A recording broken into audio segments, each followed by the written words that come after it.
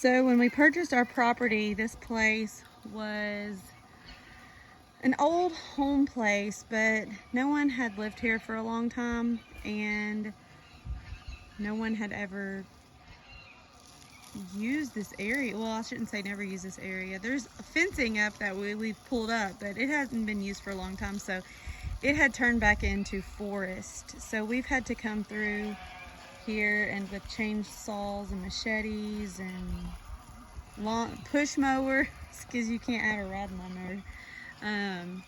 It's way too rocky and too hilly. We've had to come through and clear out some land, and with that process, this last year was just woods, and in the last year we've come through and we've put in some shade grass last year just to get something going, and then now that we've cut more trees down, we're coming through here and we are seeding the ground to turn it into pasture. Over here where the sheep are, it's more foresty. There's no sun, it's just dirt. We have an electric line ran. I don't know if you can see it. It's coming down the hill right here, and it is keeping them off of this so we can get the grass growing. About a month ago we come through and we seeded with rye. And now last year, we try to make our homestead pay for itself. So last year we sold goats and we used some of that money to buy grass seed. So we didn't really have time to do it last fall. And now that it's spring, we planted rye about 3 weeks ago or so, and we had a snow come through to kind of push it down into the ground. And you can see right here some of that new ryegrass is popping up. The chickens do come through and eat a lot of the seed, but right here we have a mixture of turnips, and what we've done is we've bought bags of seed and pretty much mixed this ourselves. We have some wheat, we have some more rye, there's turnips, there's some clover in here. Anything fast growing is very healthy for your animals. So if you can get wheat, fast growing rye, especially in the spring and summertime, those fast growing grasses are very healthy for your animals, which we obviously have other weeds in here. We have these purple dead nettles right here. There's other clover and things like that out here. But this was overgrazed a lot last year. We had, oh goodness, probably 20 Nubians out here, and now that included babies, but still half of them were adults. And then we bought a herd of sheep last year, and they really did a number and overgrazed this area. So we're just out here. As you can tell, it's really hilly. There's rocks everywhere. We're just out here reseeding our pasture. I don't know, for whatever reason, I've always thought of reseeding, like putting grass seed. Like, why would you do that? You can rotate your animals. And that's actually what we did last year. As you can see, I mean, there's still droppings out here. We had a couple of mamas go down after having we had one mama go down after having her lamb. And we put her over here so she could eat some fresh grass, and she's back to health. But she's come through and obviously fertilized for us. But we actually use this pasture. I would come out here and I would rotate our sheep every single day, really out of necessity, because the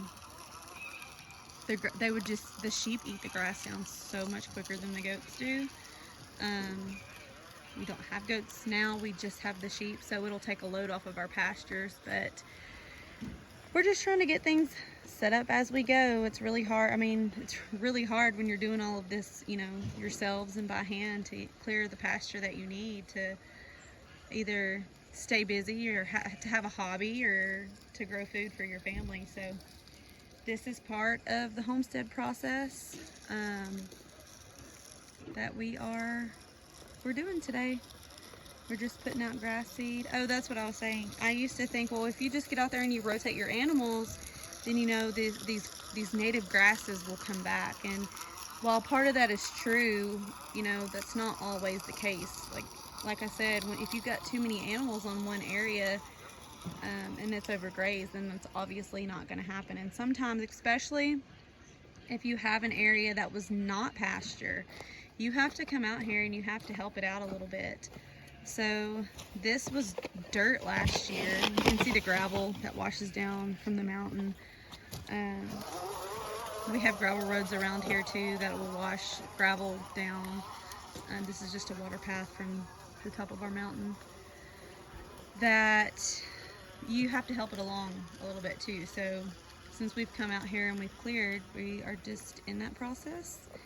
And hopefully this spring, well, I guess it is spring, hopefully in about a month or so, when spring really kicks in, we can give you guys an update on how the grass is growing.